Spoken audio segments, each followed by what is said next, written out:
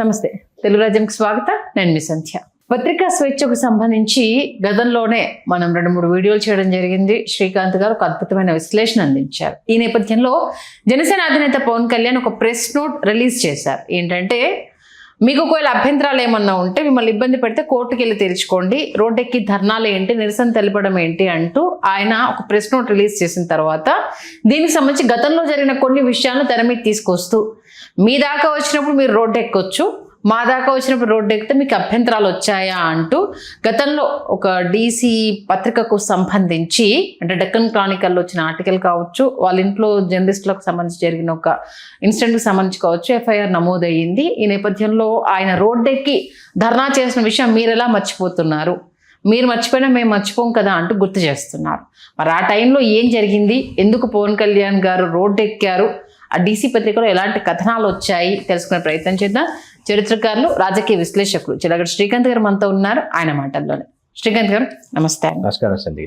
మొత్తానికైతే అంటే మావిగన్ అంశానికి సంబంధించి ఏబిఎన్ ఛానల్లో వచ్చిన కథనాలు ఎంత మంట పుట్టిస్తున్నాయి, మరి వావి వరుసలు లేకుండా నోటికి వచ్చినట్టు మాట్లాడతారన్న నేపథ్యంలో కార్యాలయాలపైన దాడులు కావచ్చు. ఆఫ్ కోర్స్ దాడి అనే సంస్కృతిని ఎవరు హర్షించలేరు, దాన్ని వెల్కమ్ చేయలేరు. ఎందుకంటే ఇబ్బంది ఉంటే తేల్చుకోవాల్సిన దగ్గరనే తేల్చుకోవాలి.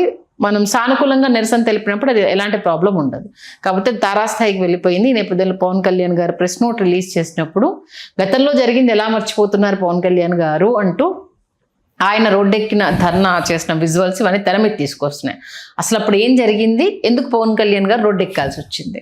సంజయ్ గారు, ఇది జానీ సినిమా పూర్తయి మరొక వారం రోజుల్లో జానీ సినిమా విడుదలవుతున్న సందర్భంగా జరిగినటువంటి సంఘటన. ఆ రోజు ఉదయాన్నే సికింద్రాబాద్ రైల్వే స్టేషన్ దగ్గరికి ముఖ్యులైనటువంటి వాళ్ళందరినీ రమ్మనమని, అట్లాగే అభిమానులను కూడా రమ్మనమని ఒక తెలియజేయమన్నారు అందరికీ. అఖిల భారత చిరంజీవి వ్యవస్థాపక అధ్యక్షులు రావణం స్వామినాయుడు గారి నాయకత్వంలో అభిమానులందరికీ ఆ విషయం, చంటనాగరాలు ఉన్న అభిమానులందరికీ ఆయన తెలియజేయటం, వాళ్ళందరూ కూడా సరిగ్గా సమయానికి ఆ సికింద్రాబాద్ రైల్వే స్టేషన్ వెనుక వైపు ఉన్నటువంటి కనెక్టివిటీ రోడ్ ఏదైతే ఉందో అక్కడికి చేరుకోమని చెప్పారంటే అందరూ అక్కడికి చేరుకున్న తర్వాత ఏం జరిగిందంటే, ఒక్కసారిగా అక్కడికి తన యాడీ కారులో వచ్చినటువంటి పవన్ కళ్యాణ్ గారు కారు దిగి ఆయన రోడ్డు మీదనే నడుచుకుంటూ వెళ్ళటం మొదలుపెట్టారు, నడవటం ప్రారంభించేశారు రోడ్డు మీద.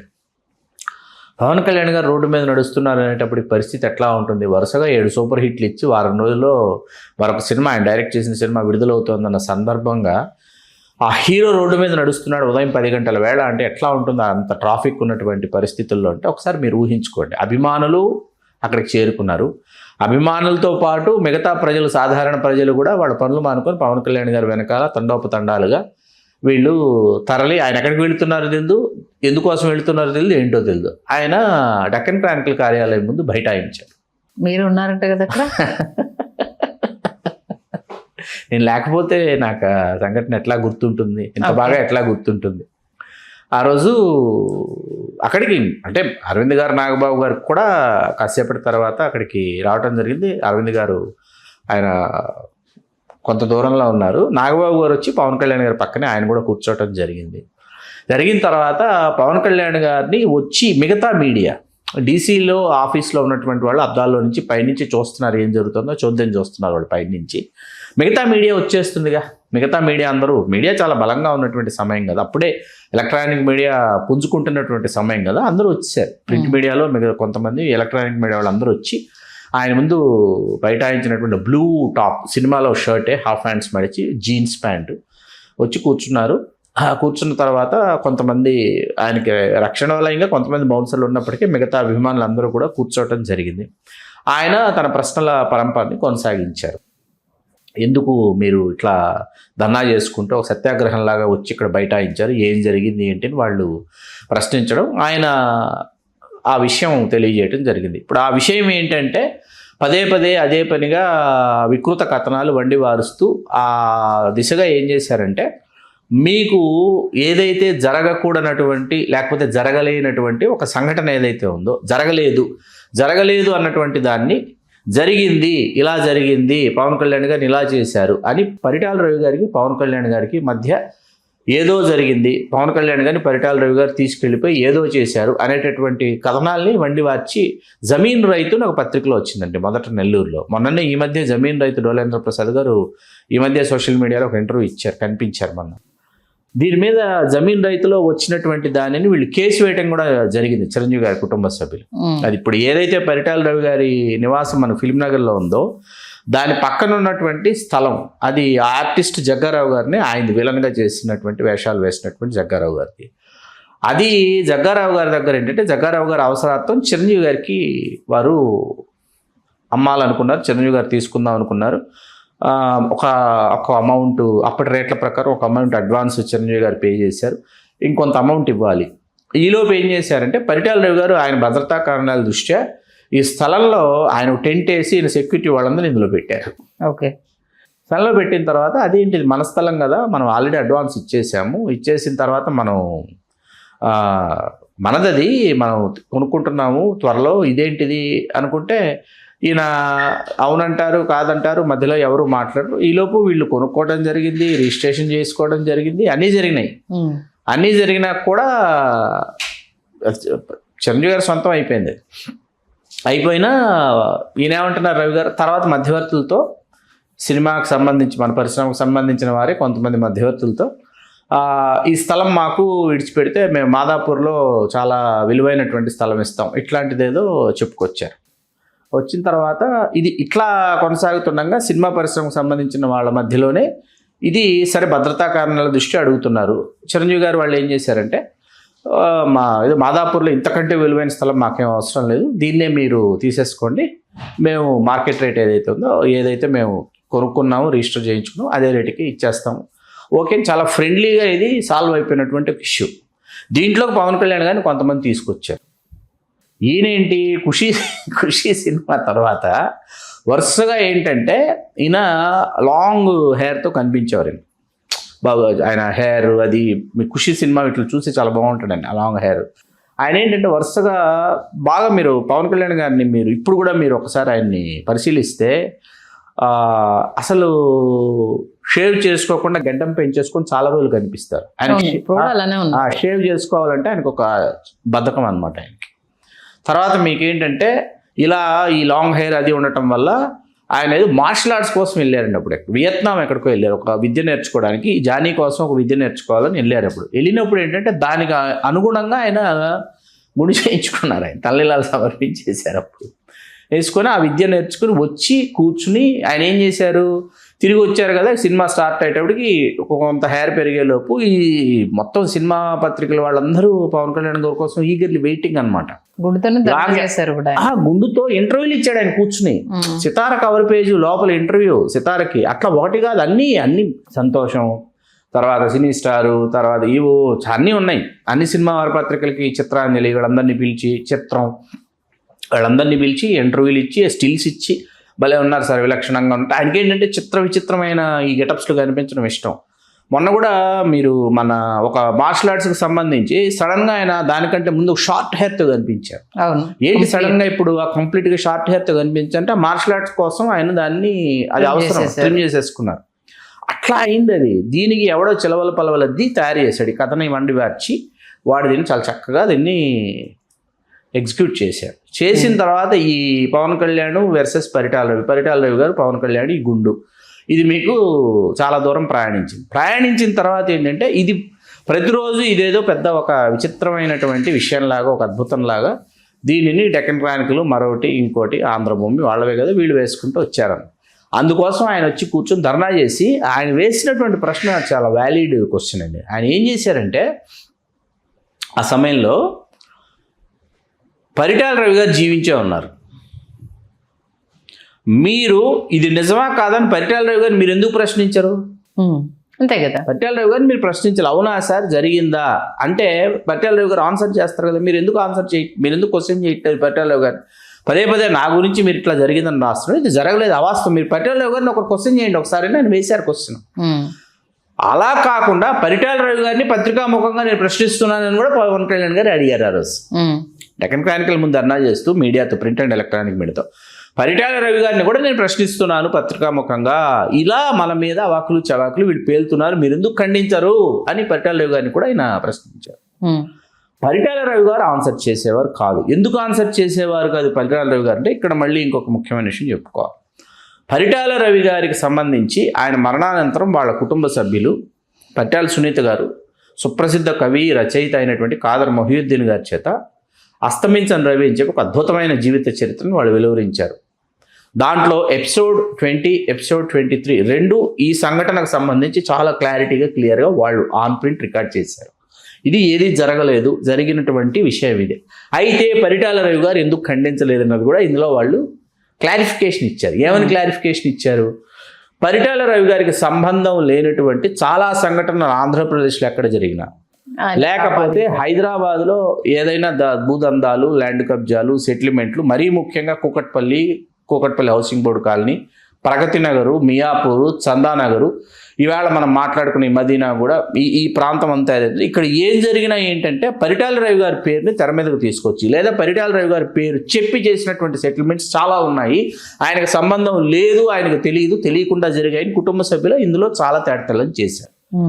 ఆ సమయానికి పరిటాల రవి గారు ఏం చేసేవారంటే ఆయన గురించి ఎవరైనా ఇట్లా ఏదైనా జరిగిందంట, మీరు ఇన్వాల్వ్ అయ్యారంట, మీరే చేయించారంట, మీరు సింహం అన్నా, మీరు పులి అన్నా, మీరు అద్భుతం అన్న అమోఘం అన్న అంటే ఆయన భ్రమాజనిత తేజోవలయంలో పరిటాల రవి గారు ఉంచారు. చాలా మంది చుట్టూ ఉన్నటువంటి వాళ్ళు ఇల్యూజన్లో ఉంచేశారు ఆయన్ని. ఓకే, బయట మీ గురించి జరుగుతూ ఉందా, జరగనివ్వండి, ఏమనుకుంటున్నారు మీ గురించి మాట్లాడుకోనివ్వండి, ఏమవుతుంది ఇప్పుడు పబ్లిసిటీ కదా అని అది ఏమైపోయింది మీకు అర్థమైంది కదా, అయిపోయింది.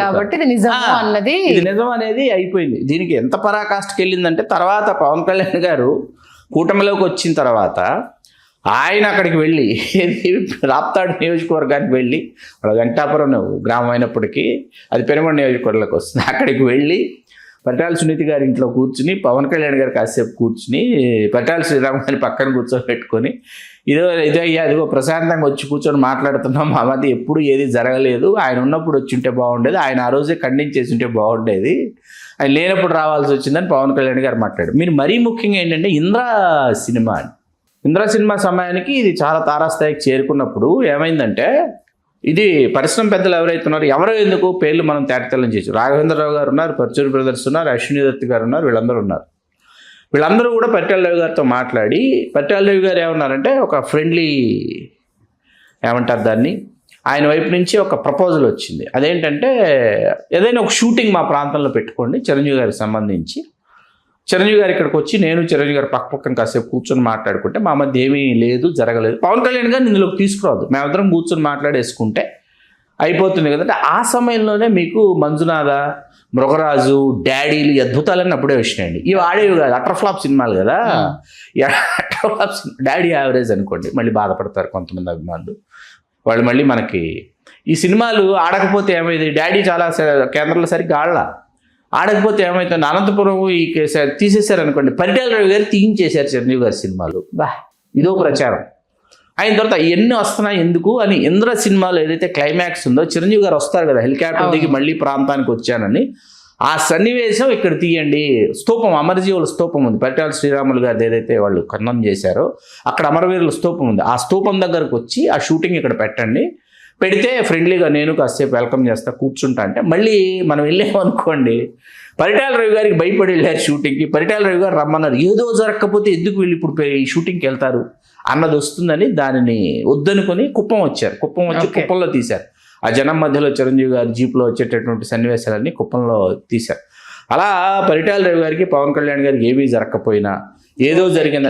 ఇవాళకే అండి మనం ఇప్పుడు ఇంత మాట్లాడాం కదా, కామెంట్ బాక్స్లో జరిగింది పక్క నుండి నాకు తెలుసు, అక్కడ ఉన్నవాడు చూశాడు, వాడు చెప్పాడని చెప్పేవాళ్ళు చాలామంది ఉంటారు. అవును, వాళ్ళకు అది ఆనందం అనమాట, మానసిక ఆనందం, పైశాచిక ఆనందం. ఆ పైశాచిక ఆనందాన్ని ఎవరు ఏం చేయలేవు. జరిగిందంట వికృత మనస్కులు, వికృత మనస్తత్వం కలిగిన వాళ్ళు ఎట్లా ఉన్నారంటే ఫ్రాంకెన్స్టీన్ రాకాసులు అంటారు, అట్లా ఫ్రాంకెన్స్టీన్ రాకాసులు తయారయ్యారు అనమాట మన జనజన స్రవంతిలో. వాళ్ళకి ఏంటంటే అది జరిగింది కాదురా బాబు, జరగలేదంట, అదంతా ఊరికే ఇట్లా దాన్ని చిలవల పాలవలు చేసి ఏమీ లేదండి. ఇదేంటంటే ఇవన్నీ సామాజిక వర్గాల మధ్య అంతరాలు అండి. ఏదో జర్నలిస్ట్ పైన దాడి చేశారు, ఎఫ్ఐఆర్ కూడా ఫైల్ అయ్యింది. అది కాదండి, అది మీకు కాదు అది వేరే కాదండి, కాదు అది వేరే, ఇది వేరే, అది వేరే. ఒకటి దాడి చేశారా జర్నలిస్ట్ పైన?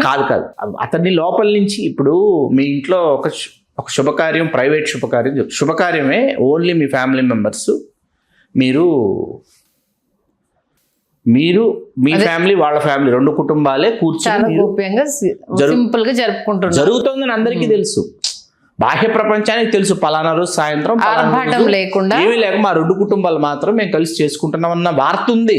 వార్త ఇచ్చారు వెలుపలికి, కానీ ఎవరికి ప్రవేశం లేదు, ఎవరు దయచేసి రావద్దు, ఈ విషయం కూడా చెప్పారు.